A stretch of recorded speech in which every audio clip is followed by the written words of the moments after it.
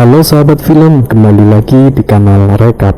Kali ini admin akan membahas film The Gangster, The Cop, The Devil. The Gangster, The Cop, The Devil adalah sebuah film aksi kriminal Korea Selatan yang menceritakan tentang bos gangster paling ditakuti yang diserang oleh psikopat hingga terluka parah. Sebagai gangster, tentu hal ini merusak reputasinya hingga ia memutuskan untuk bekerja sama dengan polisi untuk menangkap psikopat ini.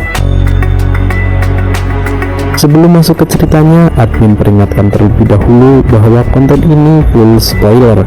Jadi jika kalian tidak ada masalah dengan itu, langsung saja kita masuk ke alur ceritanya. Film dimulai dengan menampilkan suasana kota Korea pada malam hari. Di tengah kota yang padat, terlihat dua mobil sedang melaju dengan pelan. Seorang pemuda psikopat dengan sengaja menabrakkan mobilnya dari belakang. Rupanya ia sedang mencari korbannya secara acak. Dan saat korban lengah, sontak ia mulai melakukan aksi brutalnya. 나중에 딴소리 하지 말아요. 글쎄 제대로 났네. Ia membunuh korban menggunakan pisau, menikamnya berulang kali, lalu ia pergi meninggalkan jasad korbannya begitu saja. Keesokan harinya terlihat seorang detektif dari kepolisian yang bernama Jung. Ia ditugaskan untuk menyelidiki kasus pembunuhan tadi malam.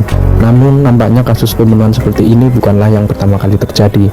Si pembunuh juga sama sekali tak meninggalkan sidik jari, sehingga hal ini membuat sang detektif tampak kesulitan untuk mengungkap kasus pembunuhan tersebut. Jung menemukan kejanggalan dari bekas goresan di bagian belakang mobil milik sang korban. Ia berasumsi bahwa mobil milik korban sengaja ditabrak dari belakang oleh pelaku pembunuhan tersebut. 차라리 그랬으면 좋겠다 우발적으로.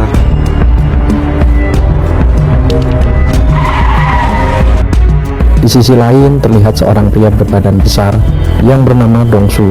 Ia adalah seorang bos gangster nomor 1 yang paling ditakuti di kalangan dunia hitam. 잘 쏴서 돌려보내. Lalu pada malam hari terlihat dua bos gangster yakni Dong-su dan rivalnya sedang berselisih paham. Rivalnya ini bernama Sang-du, meminta wilayah kekuasaan yang dimiliki Dong-su guna memperluas bisnis gelapnya. Merasa sang rival semakin melunjak, Dong-su pun menjadi marah dan naik darah. Ditambah lagi dengan ajudan Dong-su yang tiba-tiba menyela pembicaraan Sang-du. 그럼 뭐 기술자 기계 다 풀어주잖아요. 천나 형님들 앞에서 풀어주긴 뭘 Dong-su adalah pria yang penuh wibawa. Baginya menyela pembicaraan adalah hal tidak beradab. Sontak ia memukul wajah ajudannya sendiri, dilanjutkan dengan mencopot gigi dari ajudan Sang-du. Karena ia tadi juga sempat menyela pembicaraannya, Dong-su meletakkan giginya itu ke dalam sebuah gelas, kemudian menyuruh Sang-du meminumnya.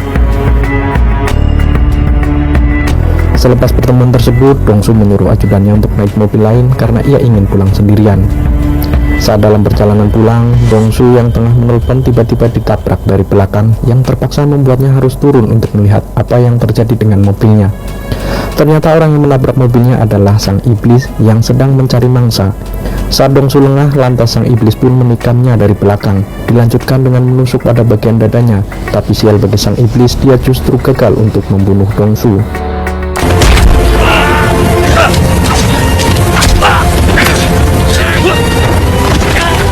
Dong-su mencoba untuk memberikan perlawanan kepada iblis, dan tentu membuat si iblis ini mendapatkan tusukan di bagian dada kirinya. Lantas ia pun melarikan diri sembari menabrak Dong-su yang hampir tewas akibat beberapa tikaman di tubuhnya. Si iblis ini pun meninggalkan mobilnya di dalam hutan sembari mengobati luka-lukanya, dan merasa tak cukup puas dengan aksinya barusan, si iblis ini pun mencari korban lain di sekitar tempat itu. Lalu muncullah pria tua yang mengira si iblis ini ingin mencuri anjing miliknya. Namun pria tua ini bernasib malang, ia dibunuh oleh si iblis ketika itu juga.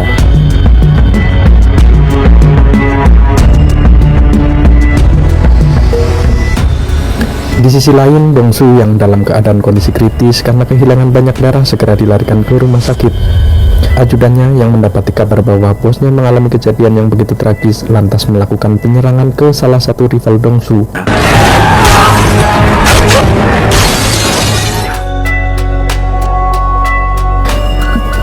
Esok harinya saat Dong-su telah siuman, detektif Jun menemuinya untuk meminta keterangan atas insiden yang terjadi semalam.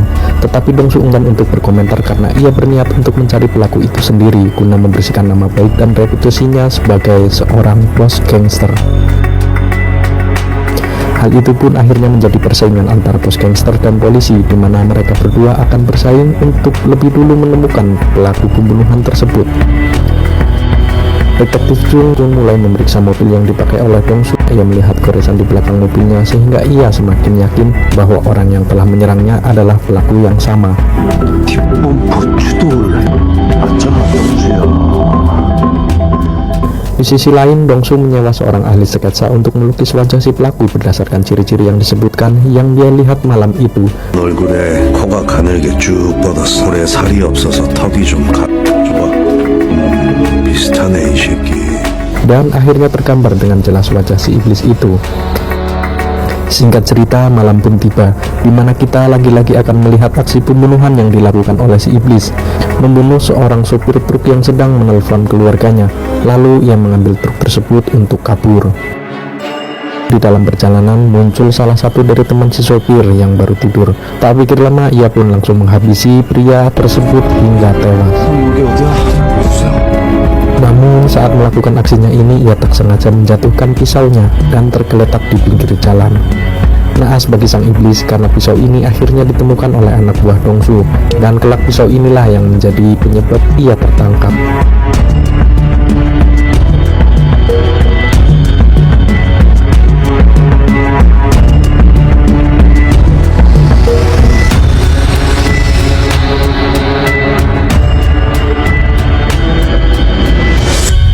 Beralih ke Dongsu yang telah memiliki sketsa wajah pelaku, namun ia tidak punya tenaga ahli forensik untuk memeriksa barang-barang bukti tersebut. Terpaksa ia harus bekerja sama dengan seorang polisi, yakni detektif Jung.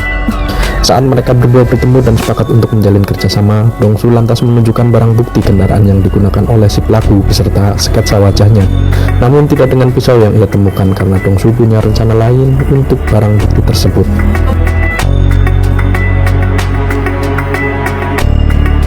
Setelah itu, bos gangster memberikan fasilitas dan ia juga menginstruksikan beberapa anak buahnya untuk membantu penyelidikan polisi. Sedangkan detektif Jung akan mengerahkan ahli forensik dan data digital. Nampaknya mereka berdua kini telah berada di pihak yang sama. Meskipun mereka sepakat untuk bekerja sama, namun persaingan di antara mereka berdua tetaplah ada.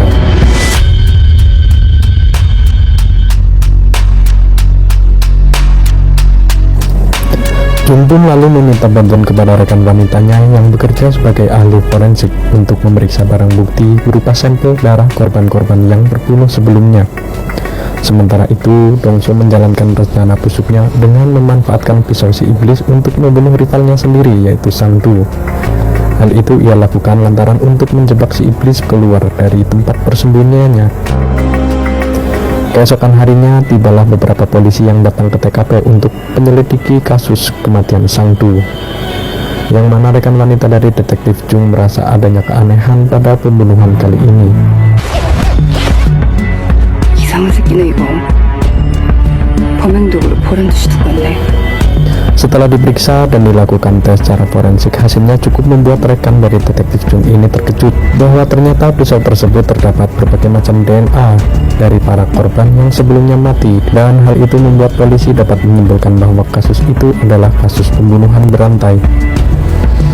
Hal itu pun membuat Jung meyakini bahwa kematian Sang Du adalah perbuatan dari Dongsu.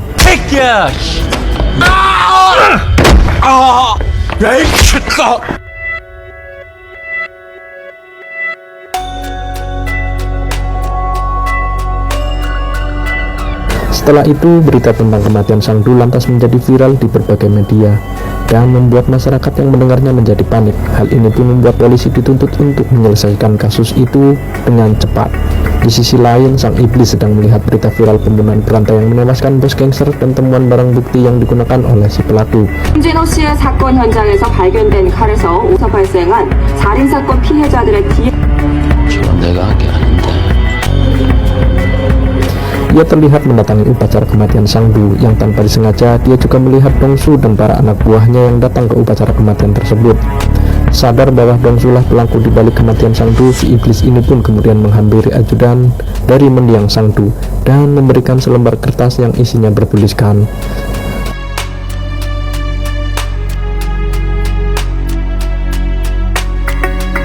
mengetahui rahasia tersebut, si ajudan pun berencana mengajak seluruh anak buahnya untuk menyerang Dongsu. Tak lama kemudian, Dongsu yang pada saat itu sedang bersama detektif Chung untuk memeriksa kendaraan milik si iblis tiba-tiba saja diserang oleh puluhan anak buah sang guru.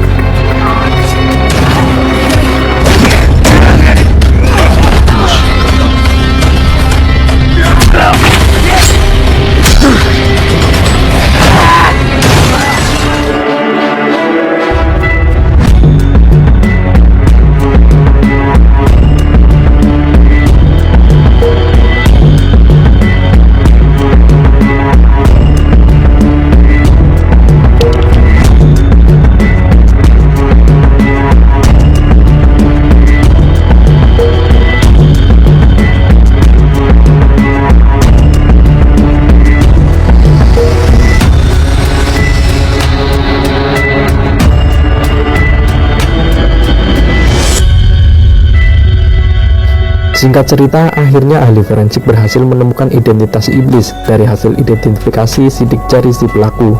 Lalu mereka mendatangi kediaman si iblis, yang ternyata si iblis lama tidak tinggal di sana.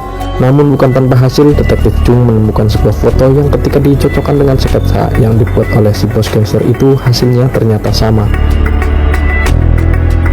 Keesokan harinya, saat Dongsu sedang menunggu Chung di tempat pemberhentian bus, ia bertemu seorang siswi yang sedang menunggu bus untuk pulang sekolah. Melihat siswi itu kehujanan lantas membuat Dongsu merasa kasihan. Ia pun memberikan payungnya kepada gadis itu.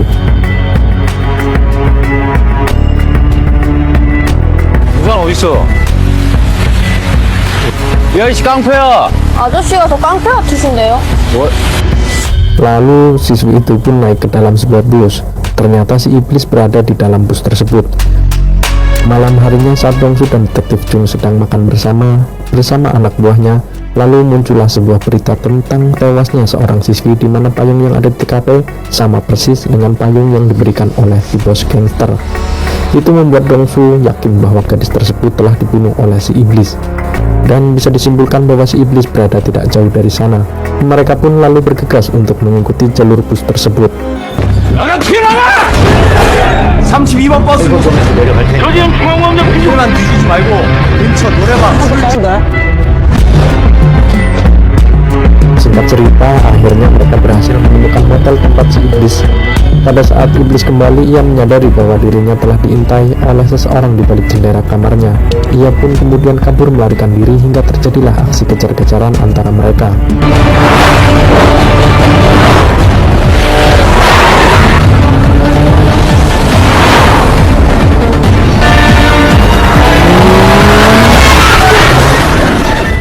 Saat tiba di persimpangan jalan, Dongsu berhasil menabrakkan mobilnya ke mobil si iblis. Tapi si iblis masih sempat-sempatnya melarikan diri dan membunuh salah satu anak buah Dongsu.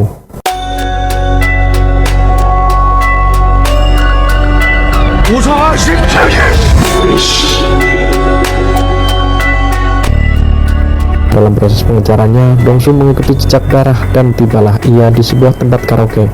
Saat Dongsu masuk, si iblis berada di dalam toilet.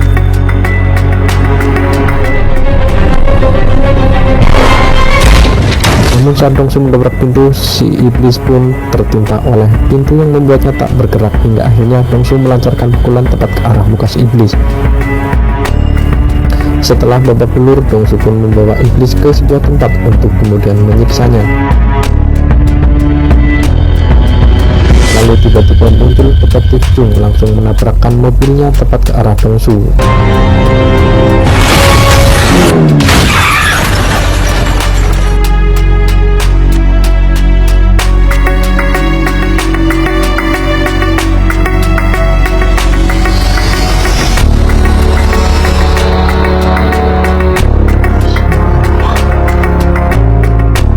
살인범이지.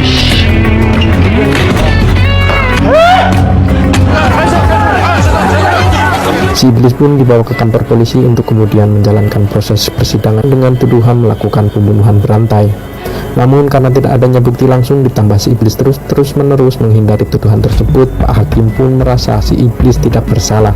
Yang akhirnya jaksa penuntut memanggil seorang saksi dari korban yang selamat atas aksi pembunuhan yang dilakukan iblis. Dan dia adalah Dongsu, si bos gangster. Dongsu pun menceritakan kejadian secara rinci, di mana ia juga menunjukkan tentang sketsa wajah yang telah dibuatnya, dan dilanjutkan dengan memperlihatkan beberapa bekas luka tusukan yang ia terima pada malam itu. Ditambah, Dongsu juga menuturkan bahwa terdapat bekas luka tusukan di dada si iblis akibat perlawanan dari Dongsu.